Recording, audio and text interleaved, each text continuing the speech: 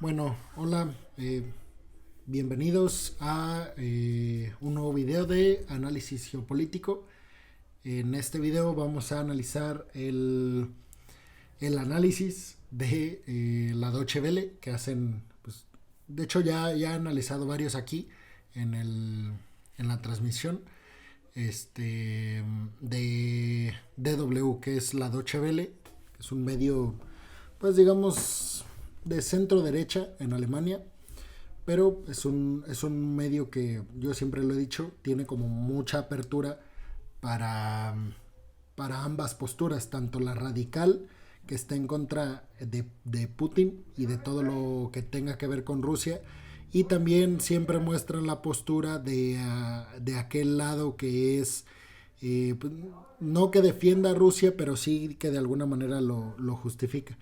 Entonces, bueno, en este análisis que subieron apenas el día de hoy, hablan sobre los anuncios que dio el Kremlin, Rusia, de que van a retirar tropas de Kiev y de algunas de las ciudades. Bueno, Kiev, si ustedes ven el mapa de Ucrania, Kiev está más o menos en el centro norte del país. Y bueno, ya van a retirar tropas de ahí y de zonas cercanas a Kiev, es decir, cerca de la frontera con Polonia, que sería al oeste de Ucrania.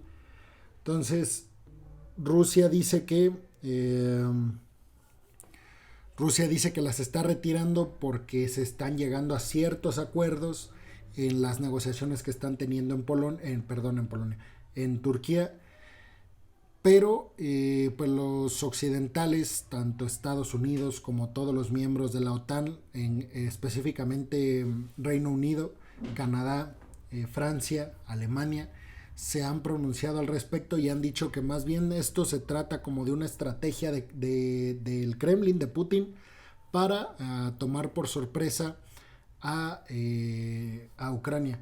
Inclusive yo estaba leyendo hoy las noticias para hacer el video de mañana, y estaban pues especulando sobre la posibilidad de que esté reagrupando las tropas Rusia, porque ahora su intención es atacar a Polonia.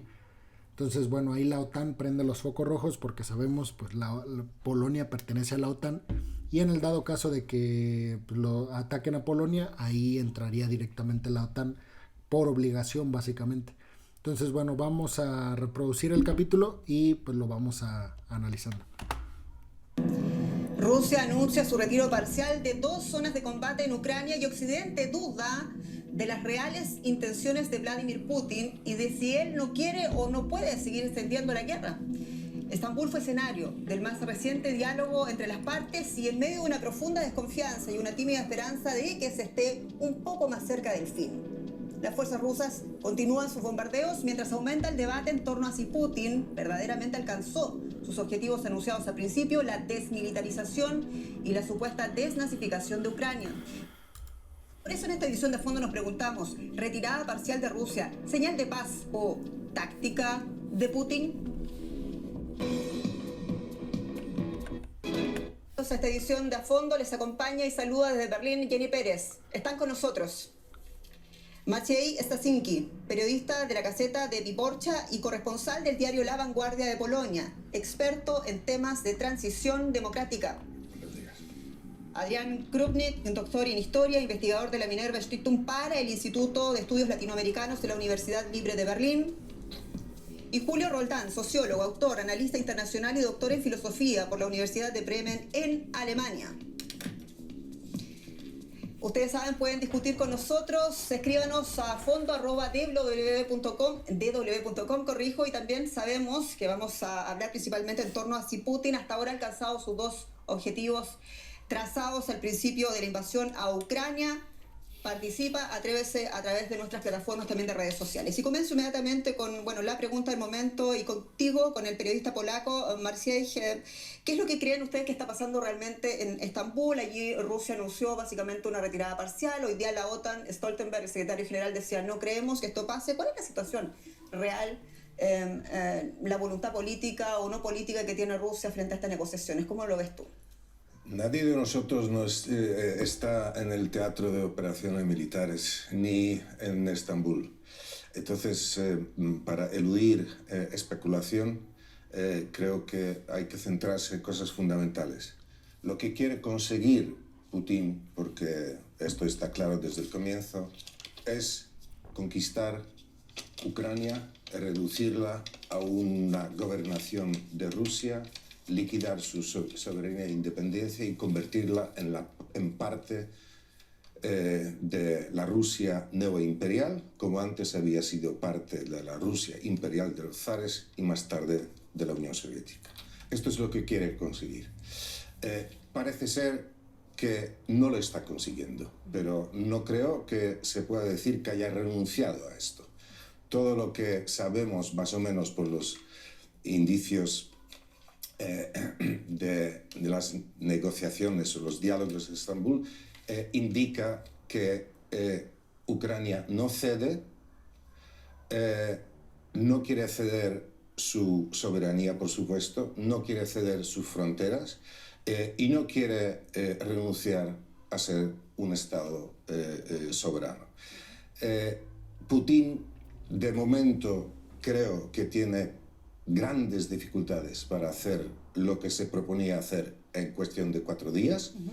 Ya son más de 4 semanas, pero no se puede afirmar con conocimiento de causa de que haya renunciado a ello, porque no quiere ni siquiera renunciar a dejar de bombardear poblaciones civiles, ciudades como Kharkov, como Kiev, como Mariupol sobre todo. ¿Qué más hay muy bien para...? Y es que aquí hay que decir, como para matizar las palabras aquí del experto, les digo, habría que agregar que en estos momentos, mientras están llevando las negociaciones en Turquía, bueno, ahorita no, pero digo, se abre un paréntesis gigante y se dice que están en este momento llevándose a cabo las negociaciones, pero lo raro es que cuando salen, en esta ocasión el martes, que terminó pues ya va como la 7ª ronda de negociaciones, que les digo, se cambió de Bielorrusia a Turquía. Los dos salen y siempre dicen que hay buenos resultados, pero a diferencia de las otras ocasiones, en esta vez, ya no solamente dijeron en lo general que habían habido logros, sino que los citaron. Entonces, por ejemplo, el representante de Zelensky en estas negociaciones, el presidente ucraniano, en conferencia de prensa, bueno, no una conferencia, una entrevista que dio como a la salida del evento, dijo que Ucrania se comprometía a ya quitar su postulación para adherirse a la OTAN. Y que además habían puesto sobre la mesa un tratado, entre comillas, durante 15 años no tener ningún tipo de enfrentamientos entre Rusia y Ucrania por el territorio del Donbass, que se compone por las repúblicas autoproclamadas independientes de Lugansk y Donetsk, y por supuesto de la península de Crimea. Entonces, digamos que Ucrania dijo, ok, yo renuncio a decir que son mías estas partes de mi territorio, tú renuncias a decir que son tuyas, y juntos decimos que por 15 años no se va a hablar del tema, y los dos vamos a intentar llevar las cosas de mejor manera en estas regiones que, digamos, no tienen dueño hoy en día. Así lo dijo el representante ucraniano.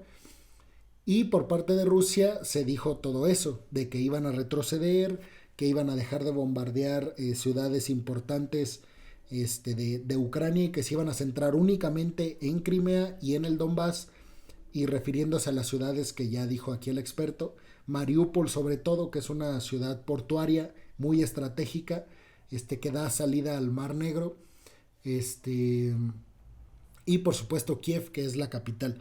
Aquí yo resaltaría las palabras del experto que dice o afirma que lo que quiere Vladimir Putin es anexar de alguna manera, sino que sea un estado más de Rusia, pues sí que tenga interferencia directamente en las decisiones que se tomen en Ucrania. para Marcial, periodista polaco en esta mesa, Adrián, los objetivos de Putin no los estaría alcanzando en el terreno de operaciones. ¿Te parece que eso es así también? ¿Estamos viendo acaso el estancamiento ruso en Ucrania? Lo que dice por lo menos también los organismos de seguridad de los Estados Unidos de Ucrania. ¿Te parece que no ha conseguido el primer gran objetivo, que es la desmilitarización como se la propuso Putin en Ucrania? Bueno, creo que si tomamos en cuenta los objetivos de Putin tal como él mismo los hizo públicos al principio de su ofensiva, diríamos que no lo está consiguiendo.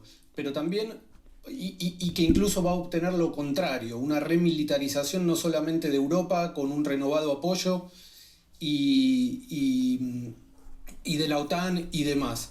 Pero si pensamos que en realidad su agenda es otra y que su objetivo de largo plazo es dañar a la Unión Europea de distintas maneras y lastimar la alianza de la Unión Europea, la alianza atlántica con los Estados Unidos, entonces ahí podemos apreciar la situación de otra manera y yo creo que está logrando sus objetivos. Además, en el largo plazo, ¿verdad? Además, ya ha hecho público Zelensky las concesiones que estaría dispuesto a negociar y muchas se alinean con lo que bien ha dicho Maciej, así que... ¿Pero el objetivo militar lo cumplió o no lo cumplió hasta ahora? ¿No lo cumplió? No, pero yo supongo que ese no es su objetivo verdadero. Ok, perfecto. Eso dice también el periodista polaco, nuestro colega Andrés. Adrián, quiero decir, ¿qué pasa contigo? Julio, ¿tú piensas también que Vladimir Putin hasta ahora no ha cumplido el primero de esos objetivos planteados, que es la desmilitarización de Ucrania? Siempre a los políticos hay que entenderlos en una doble función. Una cosa es lo que dicen y otra cosa es lo que hacen. ¿Realmente era esos objetivos? ¿En realidad era su objetivo? ¿O era un discurso para la prensa, era un discurso para el manejo internacional, para la comidilla de los periodistas, para el manejo en ese nivel? ¿Tenemos realmente la información más o menos certera que esos eran sus objetivos? Usted, entiendo. ¿Estás de acuerdo entonces que la OTAN en este caso tampoco debería confiar en esto que ha anunciado Moscú? Nuevamente ese es el problema. Los que han escrito sobre la guerra y los que han hecho guerra. Yo no soy experto en táctica y en estrategia, no soy experto en guerra, pero si vemos todos los que han escrito sobre guerra, comenzando por Sun Tzu, Tucídides, Napoleón, Mao Zedong, ¿qué dicen? Una cosa es lo que se habla para un determinado público y más, tomando en cuenta cómo se mueve el mundo en estos momentos, cómo están los tres bloques de poder organizados, hay un juego de palabras y nosotros muchas veces hemos caído en eso, especialmente los analistas, porque estamos repitiendo un discurso muy oficial, muy occidental. Claro, aquí hay una guerra de información y por supuesto los rusos tienen también toda su batería. Así que hay intereses, que todo el mundo juega sus intereses. Dice también Julio Roldán, me pregunto, y una pregunta, no sé quién quiere responder.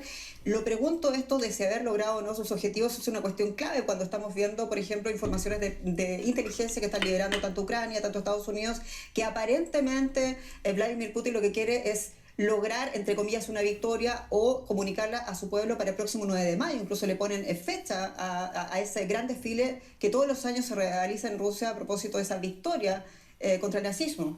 ¿Quién quiere responder?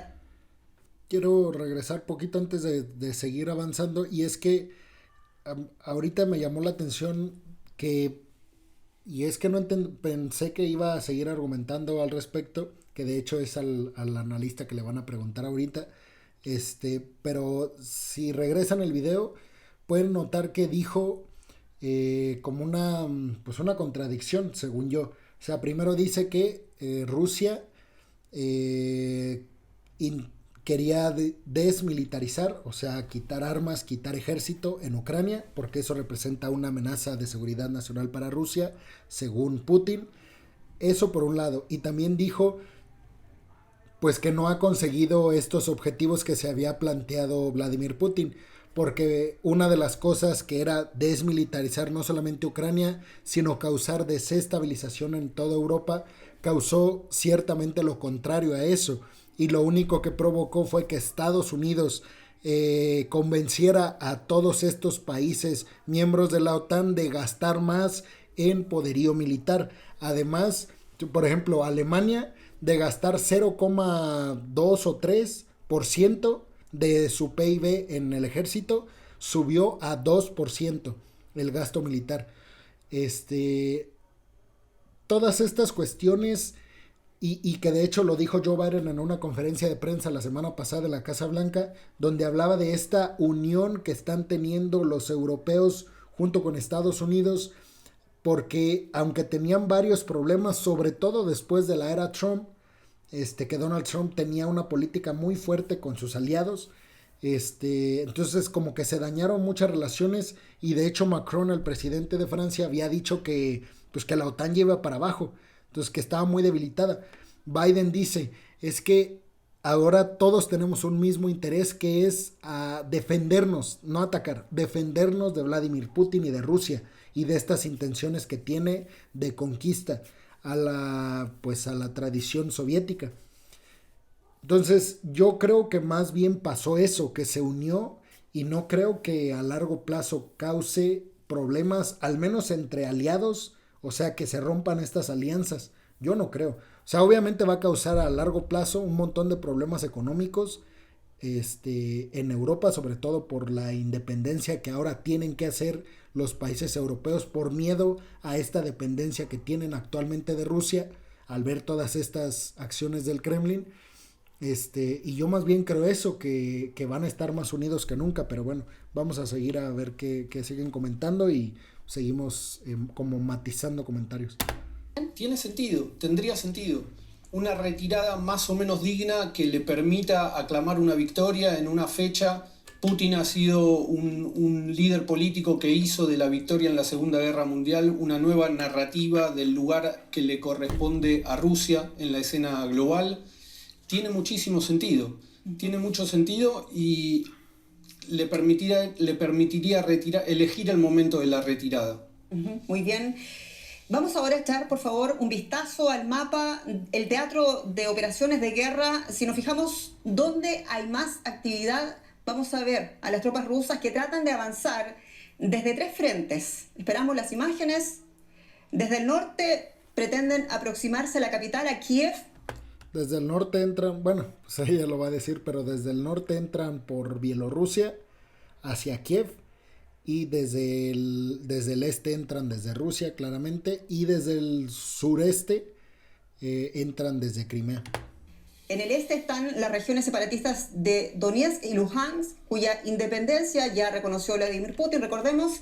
Y en el sur y sureste está la ciudad portuaria de Mariupol, de importancia estratégica, también asediada por nuevos bombardeos este día a través de Leópolis. En cambio, el oeste del país, muchos ucranianos siguen intentando abandonar Ucrania y llegar entonces a Polonia. Seguimos hablando del tema de la desmilitarización contigo, Maciej. ¿Qué quiere lograr realmente Putin militarmente? Tú lo decías al principio un poco, quizás la estructura imperial, no así la de la OTAN, pero eso significa que va a renunciar a Kiev, lo pregunto, porque lo que estamos viendo ahora es una guerra de informaciones contrapuestas. No hay que ceder a la tentación de que todo es una discusión entre narrativas equivalentes. Esto no es así. Hay una propaganda y hay una realidad. Putin dijo que antes del ataque, de la invasión a Ucrania, y llamemos las cosas por su nombre, es una invasión, no es una guerra que ha estallado por no se sabe qué razones. Fue una invasión no provocada por nadie, sino por Putin, ordenada, que había estado acumulando tropas durante 2 meses en la frontera de Ucrania, amenazando, intimidando a los ucranianos y a todo el occidente, buscando, como bien decía Adrián, buscando fisuras en el occidente, la Unión Europea. Yo no estoy de acuerdo con que lo está logrando, pero es igual. Yo tampoco, o sea, está causando justamente lo contrario. Todos los aliados occidentales, si antes tenían problemas, ahora, gracias a todas estas acciones de Vladimir Putin en Ucrania, les ha recordado a aquellos que tenían problemas entre sí, que tienen un fin común todavía, que es defenderse de las posibles hostilidades de aquellos países que aparentemente ya no iban a representar un problema, China y Rusia. Entonces es una invasión cuyo objetivo claro, porque lo dijeron los rusos antes de la invasión, es liquidar, suprimir el Estado ucraniano porque, como dijeron, no tiene razón de ser y es parte de Rusia. Esto no, de momento no lo está consiguiendo. Creo que está más lejos, mucho más lejos de conseguirlo de lo que se hubiera podido esperar antes y de lo que el propio Putin pensaba, porque pensaba que le iban a recibir con flores en Kiev y tal. Entiendo tu punto, pero la pregunta es de nuevo responder: ¿Putin no quiere seguir avanzando en territorio ucraniano o no puede? Con toda la información que tenemos. No puede. Julio. Yo creo que hay que entender, sin ser experto nuevamente en guerra, hay que entender que una guerra es un fenómeno que se desarrolla en avances y en retrocesos, en idas y en venidas, es decir, 2 pasos adelante y 1 paso para atrás. En concreto, es posible que simple y llanamente estén haciendo un alto porque teniendo en cuenta que gran parte de esta zona oriental está controlada. Y especialmente, no nos olvidemos, la salida de Ucrania al mar, que es muy importante y que está repercutiendo en Europa y en muchas partes del mundo por el problema del trigo, por el problema del maíz. Sencillamente es una zona que lo están cerrando. Entonces nos preguntaríamos, ¿para qué ir al lado oeste, que está en la frontera con Polonia, si de repente eso no les interesa? Es decir, lo que estamos nosotros es fundamentalmente especulando. Porque no tenemos bases reales, concretas, no tenemos documentos que nos puedan decir, bueno, mira esto. Porque cuando hacemos investigación, ciencia y no solo periodismo, y no solo propaganda, tenemos que basarnos en 2 puntos claves. 1, la información fidedigna y 2, la lógica. ¿Y a dónde nos lleva esto? A entender mejor los fenómenos. Sí, debo reconocer como periodista también, incluso esta cadena internacional, que muchas de las cosas que están informándose desde el terreno de guerra son imposibles, cotejarlas independientemente como habitualmente se hace en el ejercicio periodístico. Adrián, ¿estás de acuerdo con lo que dice Julio, incluso con lo que dijo más temprano Matsiei? En parte con ambos. Agrego, cuando yo decía que el objetivo de lastimar a la Unión Europea, la alianza con los Estados Unidos, Putin lo estaba pudiendo lograr, me refiero al largo plazo. Ha sembrado ahí unas bombas de tiempo que vamos a ver cómo son desactivadas por las alianzas democráticas en los próximos años, no hoy. Porque una cosa es hoy reaccionar a la corriente migratoria, a la suba en el costo de la energía, de la inflación y demás. Hay que ver cuando eso se prolongue un par de años. Es una bomba de tiempo. Respecto de lo que dice Julio, de documento... Que aquí también hay que matizar algo, y es que todos estos migrantes, la mayoría, y digo, me centro en los migrantes porque fue lo último que mencionó el experto, es que todos estos migrantes que están llegando a estos países europeos, Polonia, Alemania, si ustedes conocen algo como de mapa geopolítico, se pueden dar cuenta que uno de los puntos claves y por los cuales Europa ha bajado mucho su poderío y su influencia a niveles internacionales es que está gastando mucho dinero del PIB en su población adulta, que es mucha. Entonces, el problema que tiene ahorita Europa es que no hay mucha gente joven. ¿Qué significa? Que no hay mano de obra, que no hay gente para trabajar en las empresas, que hay un montón de jubilados, que los jóvenes o los adultos que son capaces o que tendrían la posibilidad de tener una familia, están decidiendo no tenerla, están decidiendo no tener hijos. Entonces todos los migrantes ucranianos que están llegando, que hasta la fecha van 4.5 millones, 1 millón ha sido acogido,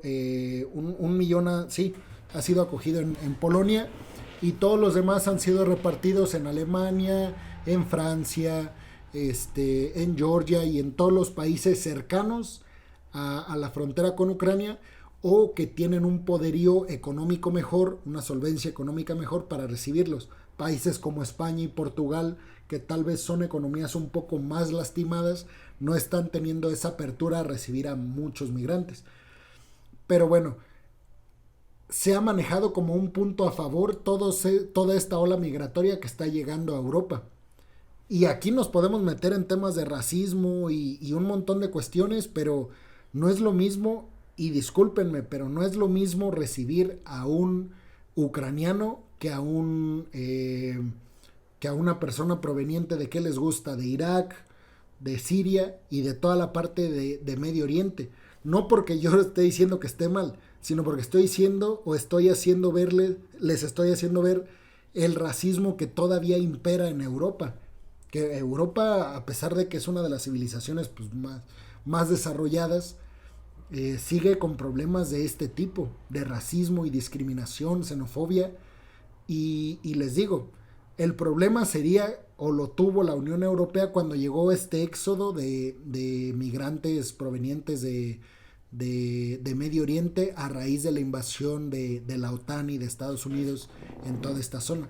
Entonces, bueno, aquí los migrantes podrían ser incluso no un problema, sino una ventaja para todos estos países que están hambrientos de gente joven.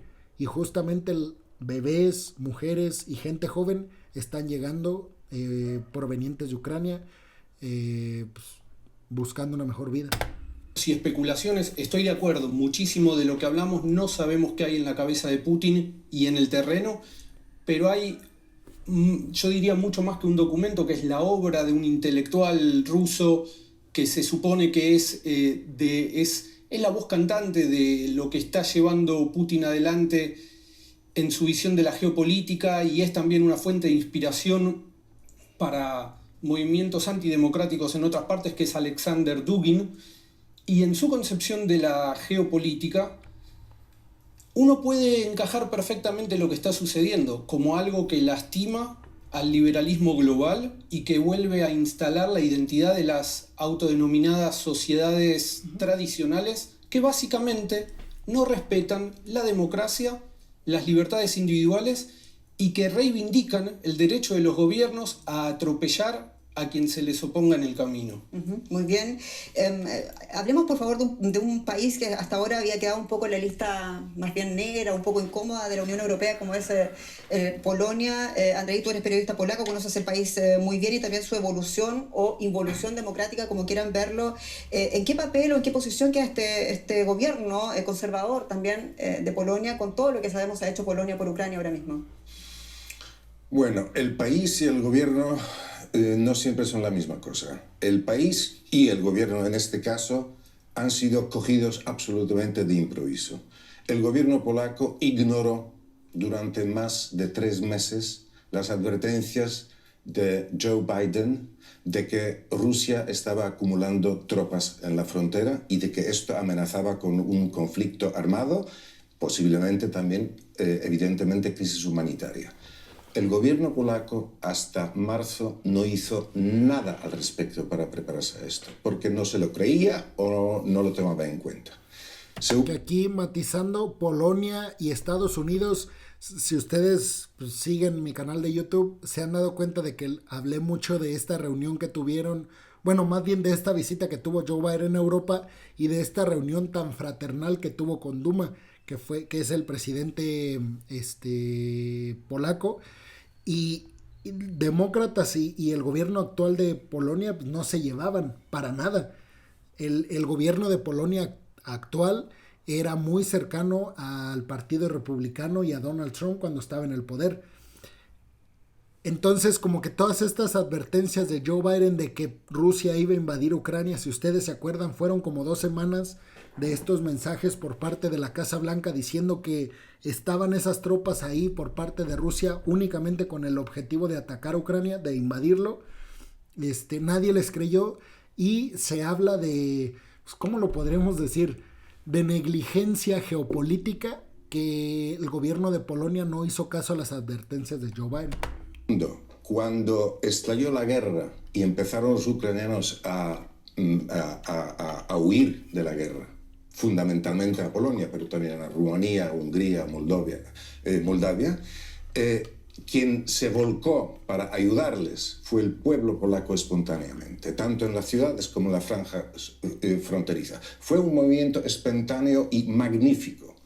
Sobre esta reacción tan de empatía, de tanta solidaridad, el gobierno que no la esperaba... Pero aquí les repito, ¿ustedes creen que el gobierno de Polonia, de hecho, hace poco yo hablé en un video de noticias, yo me acuerdo perfectamente de la noticia, era que había un éxodo de personas de Kazajistán hacia Polonia, más bien hacia Europa, y que estaban hacia más el interior de Europa, Alemania específicamente, y que estaban utilizando a Polonia claramente como, pues, como país de parada para llegar después eventualmente a un país más hacia el este de Europa, más hacia el oeste de Europa, perdón.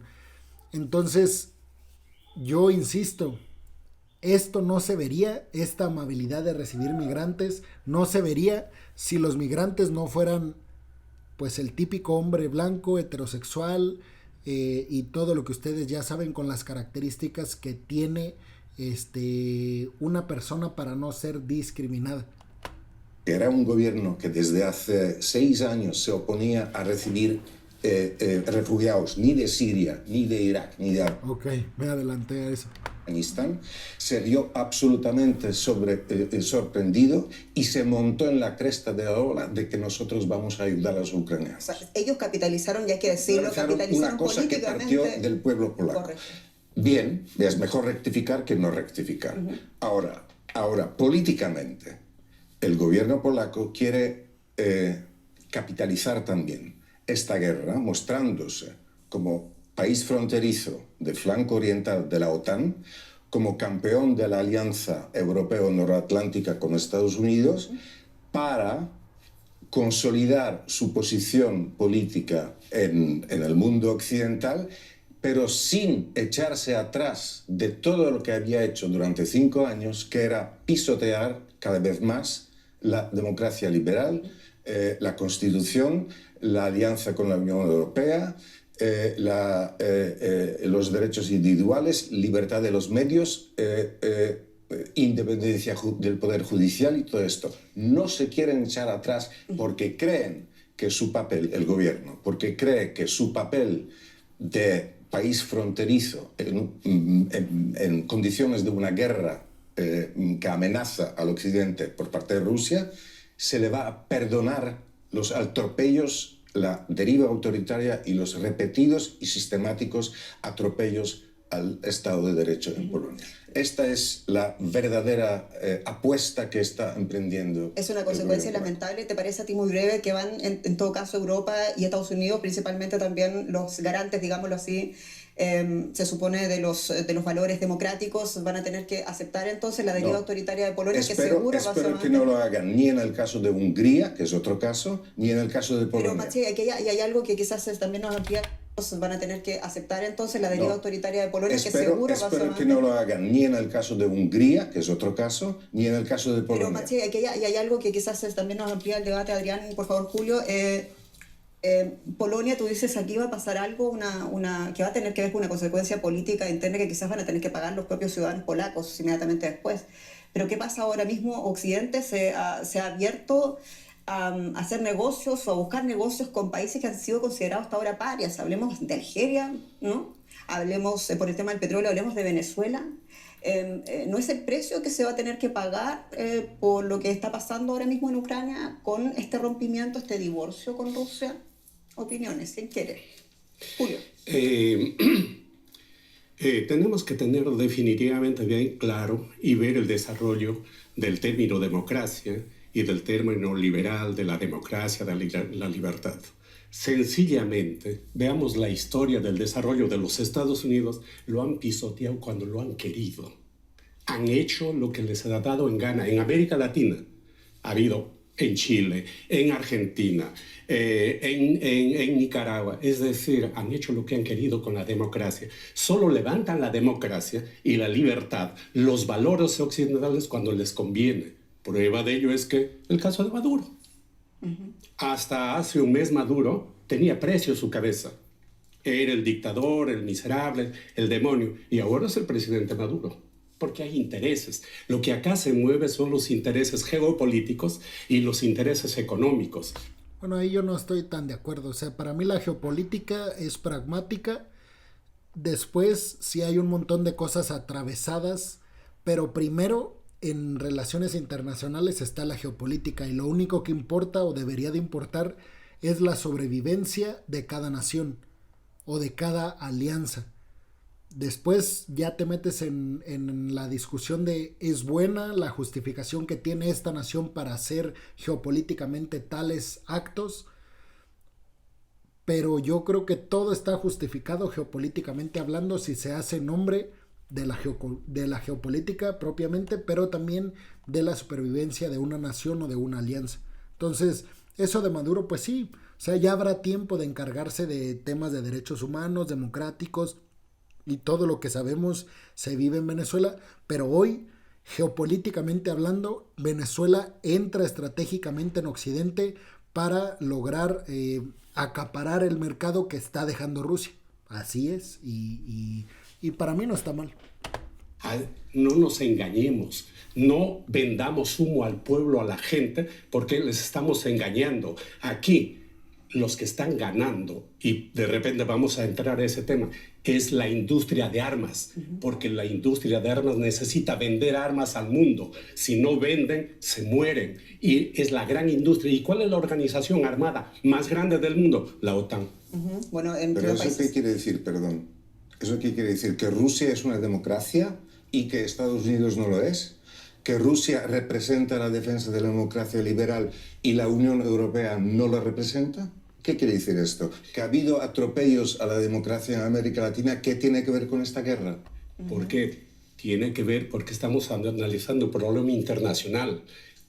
El problema internacional... ¿Puedo hablar? Que ¿Me dejas hablar? Estado invade militarmente. ¿Me puedes a otro dejar hablar, estado, por favor? El punto de Julio, perdón si puedo aquí, entonces como la moderadora, lo que está hablando Julio de las guerras ilegales y de las guerras ilegales que también ha cometido Estados Unidos, bueno, la más reciente quizás o la que más está presente en el tema de Irak. Y si por esa razón... Y es que, bueno, ya de eso no voy a hablar, pero bueno, Estados Unidos, todo el conflicto que se realizó en Irak fue aprobado en las Naciones Unidas.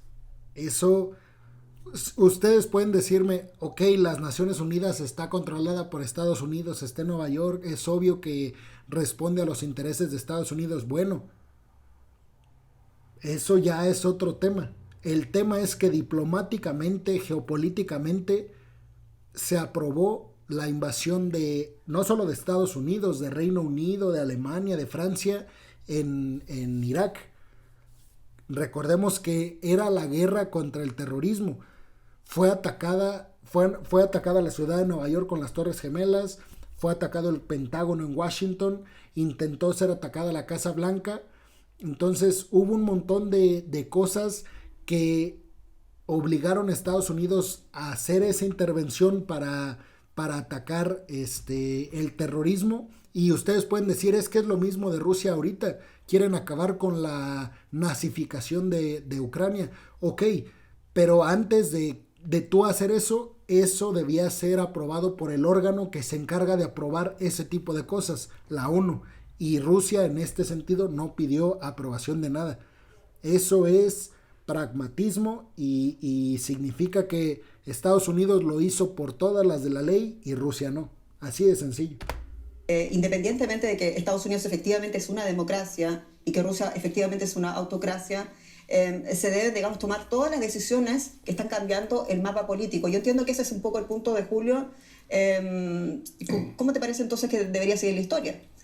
A ti, Marcial. ¿La historia de? Esta historia de cómo se están reordenando las fuerzas. No estamos hablando, tú mismo estabas hablando de las consecuencias para Polonia. La dependencia, sobre todo de Europa, de los suministros de gas y petróleo, ha sido en los últimos años tremenda con respecto a Rusia. Esta dependencia, en el caso de la guerra que está librando la Rusia de Putin, no solo a Ucrania, sino al mundo democrático occidental, hace que todas esas economías occidentales tienen que recurrir a otro tipo de fuentes de energía, no, renovables en el futuro, que requiere mucha tecnología, inversión y tal. ¿A costa del precio ético?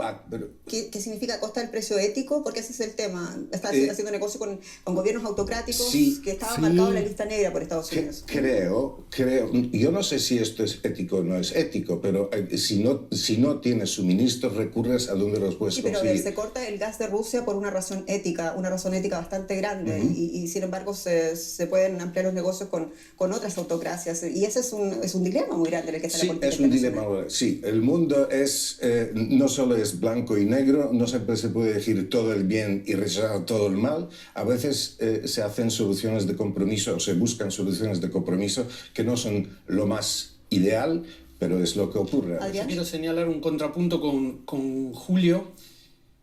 Si los Estados Unidos han hecho un mal uso de la palabra democracia y han enarbolado la bandera de la democracia para llevar adelante guerras muy mal hechas y demás, eso no quita que la democracia pueda estar amenazada en ciertas coyunturas.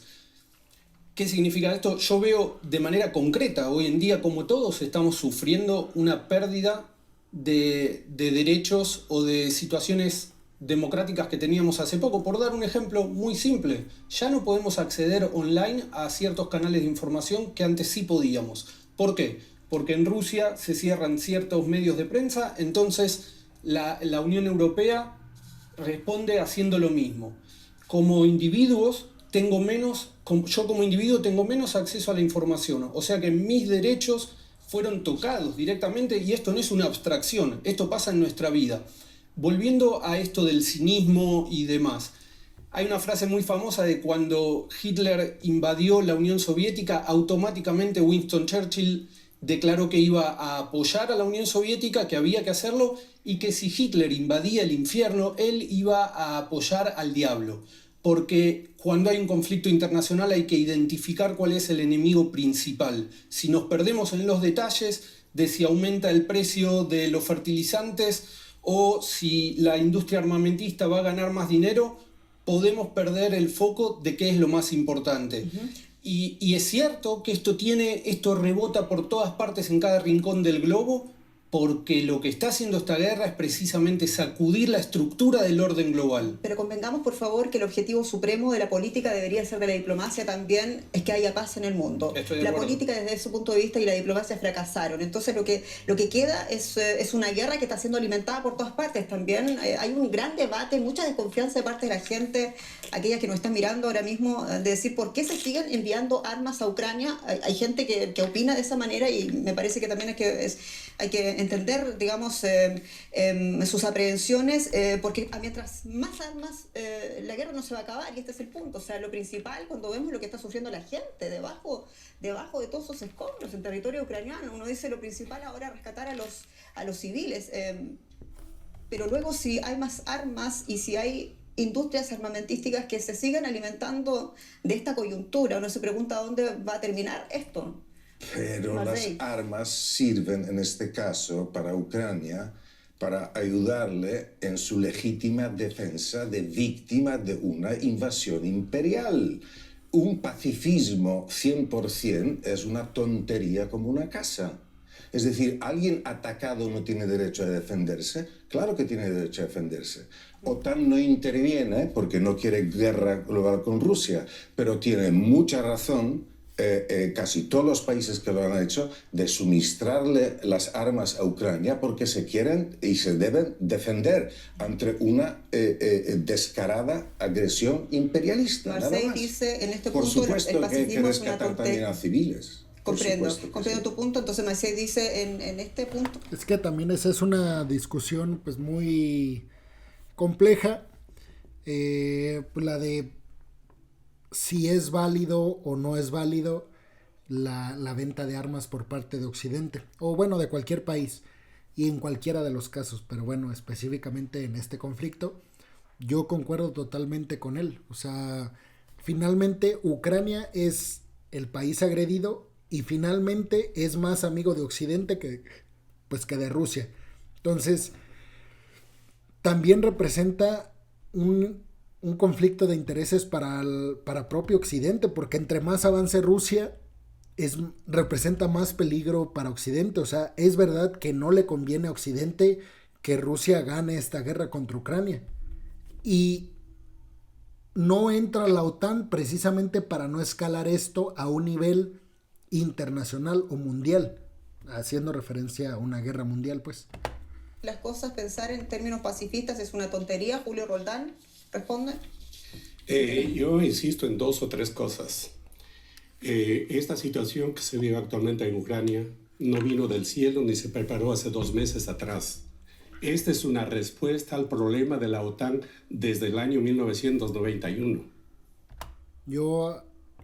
Ahorita yo vi la cara del analista con el que concuerdo más, y creo que le va a contestar lo que yo pensé ahorita, pero bueno, por si no, nada más digo rápido como la idea general, y es que se intenta siempre justificar la invasión. Es una invasión y ya. Después estuvo mal esta invasión y después tú puedes tratar de justificarla y lo que quieras, como también estuvo mal la invasión de Estados Unidos a todo este Medio Oriente. O sea, ni aún así los ataques contra el 9/11 lo justificaban, pero se hizo. La diferencia es que, repito, aquel conflicto con la autorización de las Naciones Unidas, porque las Naciones Unidas interpretó que el terrorismo representaba un problema no solamente para Estados Unidos, sino en general para la mayoría de los países miembros de la ONU. Pero bueno, entonces yo creo que siempre se trata de justificar porque la OTAN se estaba extendiendo hacia el este, como si la OTAN fuera un solo gobierno. Es una alianza transatlántica que tiene el objetivo de defensa, no de ataque, de amenazas externas. Tú como país ingresas a la OTAN para tener un seguro de vida como nación, de que si te atacan van a salir los demás a defenderte. No te adhieres a la OTAN para decir, ok, junto con ellos vamos a ir a atacar a aquel. Eso no pasa. Nada más que los que te venden este discurso de que fue por culpa de la OTAN que Rusia fue obligada a hacer esto. No. Lo hizo Rusia por sus propios intereses. Nada de que por la culpa de la OTAN. Y la OTAN no tiene, repito, intereses de controlar gobiernos.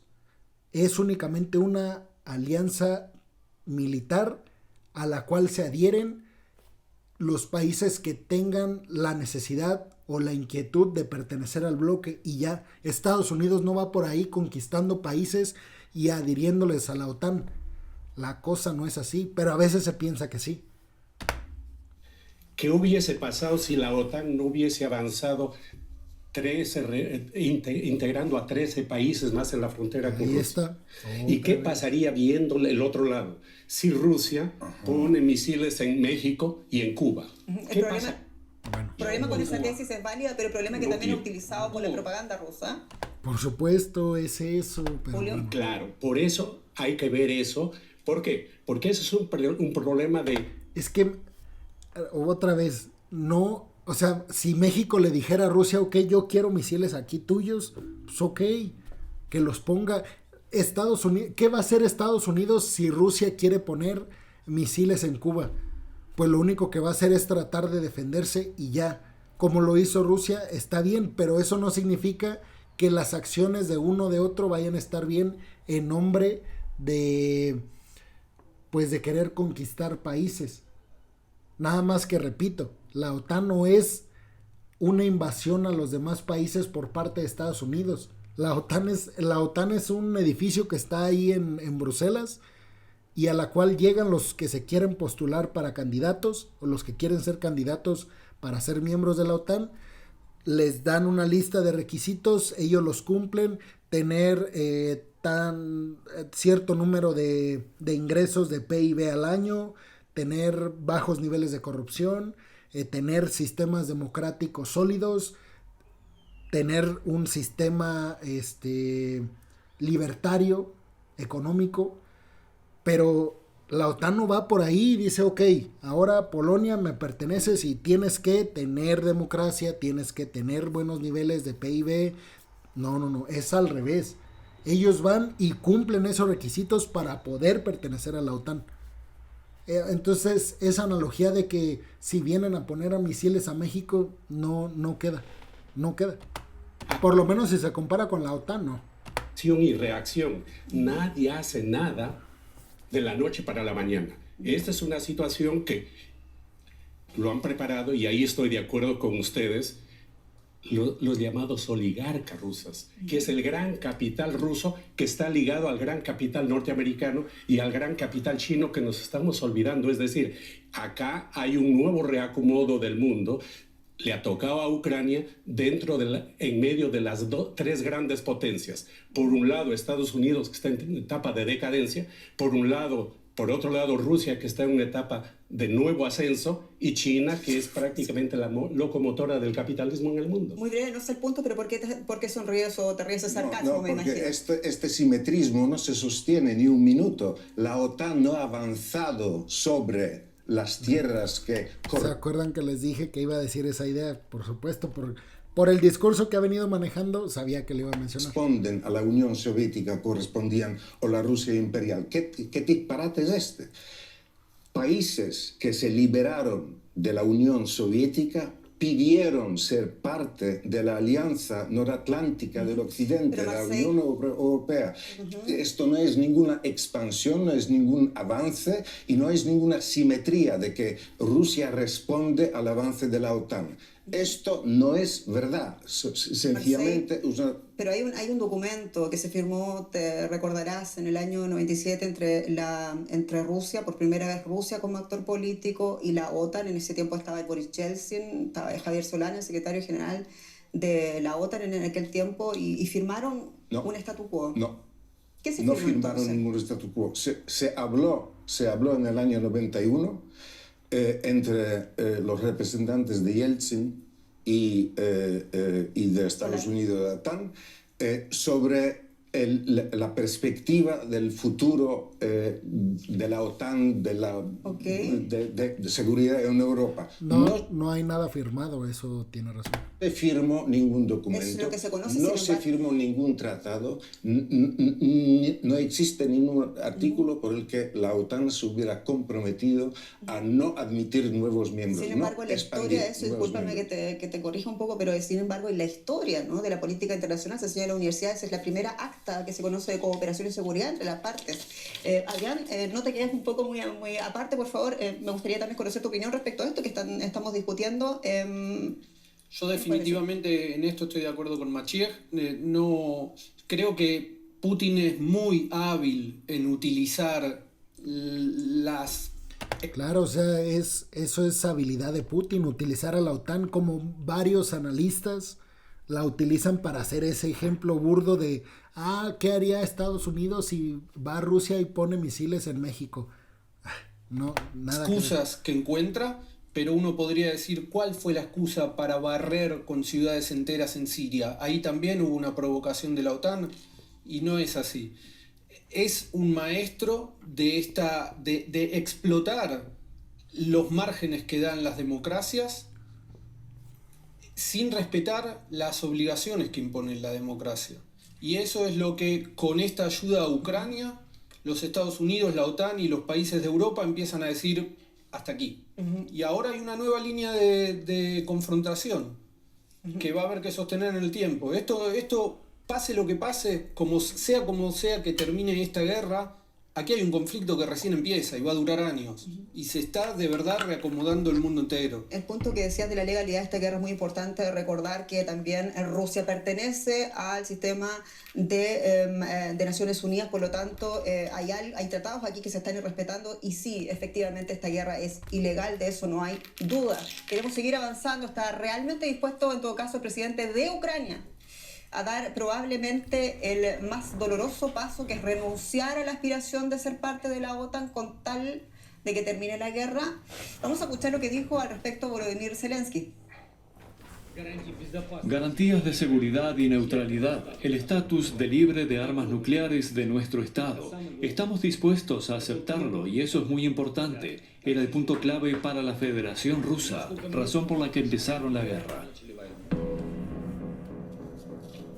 Sabemos que han pasado muchas cosas respecto a esa declaración. Eso fue algo que ya les venía mencionando yo al principio de lo que había dicho el representante ucraniano en esta conferencia en esta entrevista que dio después de las negociaciones, de que efectivamente Ucrania estaba, lista para aceptar estas exigencias de Rusia. Pero me pregunto, no sé quién quiere responder, quizás tú, Adrián. Bueno, es una capitulación a medias, te diría yo. En parte, yo un poco lo dije antes, Zelensky está avisando que cedería a esto que supuestamente era lo más importante para Putin, ¿verdad? Supuestamente. Si esto ya está sobre la mesa, entonces están los motivos para terminar esta invasión. Pero vemos que la invasión no termina, porque no ese es el verdadero objetivo de Putin. Ahora bien, al mismo tiempo, al no haber caído, otro líder político hubiera podido escapar en un avión y todo esto ya se estaba desarrollando de otra manera. Zelensky se quedó, combatió, así se le da forma a la historia, los pueblos reaccionan de distintas maneras. Ucrania ha establecido el nuevo límite para este estilo de hacer política de Putin, y es la nueva línea de confrontación entre la Unión Europea y lo que emane desde el Kremlin mientras Putin siga en el poder. Hablábamos todo el rato del primer objetivo que se había propuesto o trazado Vladimir Putin al inicio de la invasión, que era la desmilitarización, ¿no? Dijimos lo que se sabe con lo que se sabe. El segundo punto era la desnazificación, y esta es una cuestión extremadamente importante porque ustedes saben, paralelamente se está judicializando, ¿no?, esta guerra, o sea, lo está haciendo la Corte Penal Internacional con el fiscal Khan, lo está haciendo también con distintas declaraciones a través de Consejo de Seguridad de Naciones Unidas, entre otras cosas, donde Rusia argumentó que esta operación especial, como lo llamó, tenía lugar solamente porque tenía lugar un genocidio en contra del pueblo de habla rusa en Ucrania. Y ante esa situación está el tema de la desnazificación. Tú dices ya que es absurdo, realmente así, ¿cuáles son los argumentos? Absoluto disparate.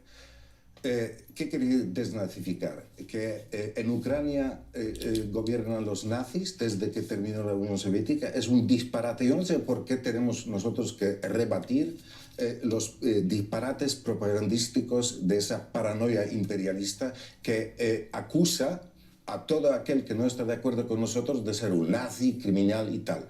Ucrania ocurre en territorio europeo. Eso Ucrania es un país independiente con una democracia desperfecta en la que le ponía zancadillas la Rusia de Putin por lo menos 2 veces ya, en el año 2004 y en el año 2013 y 2014, para truncar esa democracia, ese desarrollo y tal. Y yo no veo por qué tengamos que perder tiempo para rebatir estas teorías propagandísticas puramente de que él quiere desnazificar. ¿Qué quiere decir nazi? ¿Qué quiere decir nazi? O sea, lo tenemos que debatir primero porque somos un medio alemán, porque estamos en Berlín. En segundo lugar, porque sí está documentado, digamos, la presencia de, por lo menos, el batallón Azov, que tiene presencia, ¿no?, ya sabes, en Crimea. Bueno, ¿y qué? Hemos visto también imágenes y la gente tiene acceso a esas imágenes y necesitamos naturalmente aclarar ese punto. Hay neonazis Permíteme dar Correcto, hay neonazis en Moscú y esa era mi tercera pregunta, pero no nos adelantemos porque esto es una cuestión bastante profunda, muy delicada y la queremos hacer de la manera más responsable. Adrián, por favor. Sí, permíteme complementar lo que dice Maciej. En principio estoy totalmente de acuerdo contigo. Es ponerse a analizar en detalle qué neonazis hay o había o habría en Ucrania, es entrar en el juego de Putin que instaló las... ¿Cómo lo vas a saber? Es un pretexto y a ver, por supuesto que hay. De hecho, yo en una entrevista con David Saavedra, un ex nazi, lo que pasa es que la palabra nazi regularmente la asociamos a Hitler. Y la realidad es que significa mucho más que eso. Significa cualquier ideología extremista, nacionalista, es decir, en contra de los migrantes, en contra de la globalización, en contra de las personas que no tienen tu misma religión, que no visten de la manera en que tú vistes, porque todo eso lo ves como una amenaza para perder las tradiciones y costumbres de una nación. Eso es ser un nazi. No tiene que ver con que yo adore o le haga pues un teatro a Hitler, pero la mayoría de las personas cometemos ese error de asociar esa palabra con la Alemania nazi. Y sí, o sea, sale de ahí, pero hoy en día tiene un montón de connotaciones que no es nada más la Alemania nazi de Hitler. De esa manera. En cambio, yo prefiero darle una vuelta de tuerca. ¿Y por qué no vemos realmente? Y además el discurso de Putin se cae por todos lados porque, primero, ha bombardeado y ha destruido ciudades donde viven los rusoparlantes que en teoría él quería rescatar. Todo mentira lo que ha dicho. Pero volviendo a su supuesto intención su supuesto objetivo de desnazificar. En otros países europeos, la extrema derecha ha tenido una variedad de contactos con Rusia y ha sido financiada o ha recibido inspiración intelectual directamente desde Rusia. Por mencionar algunos casos que son públicos, no son secretos, no es que yo estoy... son públicos. El partido de la Libertad en Austria hubo un escándalo porque salió a la luz que se intercambiaban contratos en negocios públicos a cambio de financiación. La Liga en Italia también. Marine Le Pen en Francia.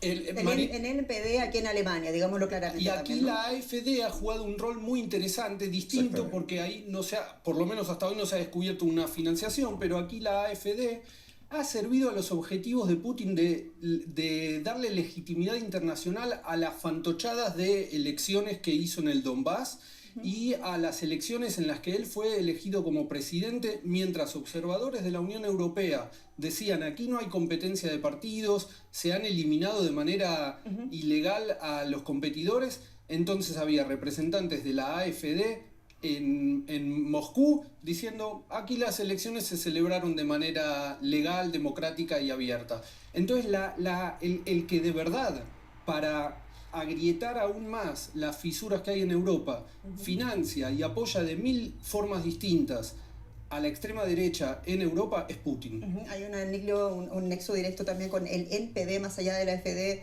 acá en Alemania, y también lo hubo con algunos políticos del último gobierno de Lukashenko, de Yanukovych en Ucrania. Eso es algo que también está ampliamente publicado en la prensa alemana, y sin embargo hay que consignar que es esto lo que se utiliza en la propaganda rusa, y lo discutimos porque es bueno contrastar lo que está circulando, ¿no?, en todas partes. Por favor, Julio. Concretamente, el gobierno de Ucrania no es un gobierno nazi ni neonazi. Ese es un gobierno neoliberal, un gobierno corrupto, que tienen al interior de ellos sus contradicciones, y uno de sus puntos fundamentales ha sido su relación especialmente con los demócratas norteamericanos, que incluso el hijo del presidente Biden fue presidente o el representante más importante de la más grande empresa de gas en Ucrania. El punto de los neonazis, sí existen neonazis en Ucrania. El batallón Azov existe, está ahí, y ha sido integrado al ejército regular. Ese es el problema. Ha sido integrado al ejército regular. Entonces, cuando Putin levanta, o los rusos levantan esa idea, es un doble juego, porque ahí estoy de acuerdo contigo, que ellos tienen más neonazis que en mismo Ucrania y que en mismo Alemania. Y más aún, el gobierno de Putin, los que alimentan a Putin en este proyecto son mucha gente que quieren renacer, y estoy de acuerdo con él, en el viejo zarismo en el siglo XXI. Porque son anticomunistas, antibolcheviques, y lo han acusado a Lenin y a los comunistas, que son los culpables para que exista esta problemática. Públicamente lo han dicho eso. Entonces ellos tienen un proyecto. Ahora, termino diciendo, la desnazificación no se da de un día para otro, porque el problema del nazi es su mentalidad. El fascismo es su mentalidad. ¿Por qué? Se ha terminado con el fascismo en Italia y el nacionalsocialismo en Alemania, y siguen existiendo fascistas, nacionalsocialistas en Alemania, en Europa, en Rusia, en Ucrania. Entonces es un problema que se tiene que tratar, creo, con mayor detenimiento. Solamente alguien quiere agregar algo más. Nos quedan 2 minutos y medio. Increíble, tan poquito de programa. Te doy a ti la palabra, Maciej. La pregunta fue última si está dispuesto Zelensky, el presidente de Ucrania, a ceder su aspiración a integrarse con el Occidente, con la Unión Europea y con la OTAN. Yo no lo sé si está dispuesto. Yo solo puedo decir que una concesión a punta de pistola es una concesión que se puede y se podrá revertir en el futuro, incluso si la hace. Porque el precio que está pagando el pueblo ucraniano, de momento son 4 millones casi de gente que ha huido de la guerra, es la destrucción de muchas ciudades, es un sufrimiento terrible de la población civil, es empobrecimiento por muchos años de este país. Si en aras de salvar lo que se pueda salvar, el gobierno ucraniano concede la neutralidad como condición de que se deje esa agresión, puede que lo tenga que hacer. Pero reitero, se hará o sería una concesión arrancada a punta de pistola por un terrorista, a una víctima del terrorismo internacional. Nos quedan probablemente 2 minutos de programa y tengo que hacer esta pregunta, que es la pregunta que nos convoca en esta mesa. Aquí yo quería decir algo, pero creo que ya me espero. Pero era sobre la hegemonía de Gramsci, del concepto de la hegemonía de Antonio Gramsci, el italiano. Filósofo post-marxista. Táctica de Putin, Julio. En esta mesa, retirada parcial de Rusia, señal de paz o táctica de Putin, Julio. Muy breve. No, realmente no podría decir porque no tengo los elementos del momento, porque están cambiando tanto las cosas. Adrián. Putin le ha clavado un puñal al liberalismo democrático. Hay que ver cómo se recupera ese liberalismo democrático y todos sufrimos las consecuencias. Marcial. Mejor que pierda el poder cuanto antes en Moscú. De esta manera nos despedimos. Entonces terminará la guerra. Marcial, muchas gracias. Julio Roldán, Adrián Krupnik, muchas gracias por estar aquí, por discutir con esto. Soy Jenny Pérez, esto ha sido A Fondo. Déjenos sus comentarios, déjenos sus sugerencias. Somos Deutsche Welle. Un abrazo. Hasta pronto. Bueno, quería decir que el concepto de Gramsci de hegemonía básicamente dice que la hegemonía la ejerce un poder de facto únicamente cuando a los que domina ese poder hegemónico, es decir, a los poderes que también son poderes que están debajo de ese, repito, poder hegemónico, puede ese país hegemónico mantenerse en esa posición únicamente si los de abajo tienen el consenso y la decisión de que efectivamente merece estar ahí, por lo que ustedes quieran. Pero, dice Gramsci, la hegemonía la pierde un poder cuando ejerce ese poder sobre los demás a punta de pistola, es decir, por la fuerza. Cuando no hay un consenso hegemónico para que un país lidere a los demás, es cuando viene la problemática y ese poder hegemónico cae. Algo como lo que está haciendo Vladimir Putin. Y como lo hizo Hitler y como lo hicieron los grandes dictadores. Algo que tiene Estados Unidos. Hoy en día el concepto gramsciano de hegemonía lo ejemplifica perfecto Estados Unidos y sus aliados. Que obviamente sus aliados quisieran tener el poder hegemónico, por supuesto, pero hoy en día entienden bajo un consenso que quien debe de liderar hegemónicamente al planeta es Estados Unidos. No sé si me expliqué, pero bueno, con eso quería cerrar. Muchas gracias por verme y nos vemos en el día de mañana en otro video de geopolítica, análisis geopolítico. Y quédense porque voy a jugar por primera vez en Twitch, que nunca he jugado. Entonces, bueno, ya descargué un juego de guerra y todo. Nos vemos. Gracias.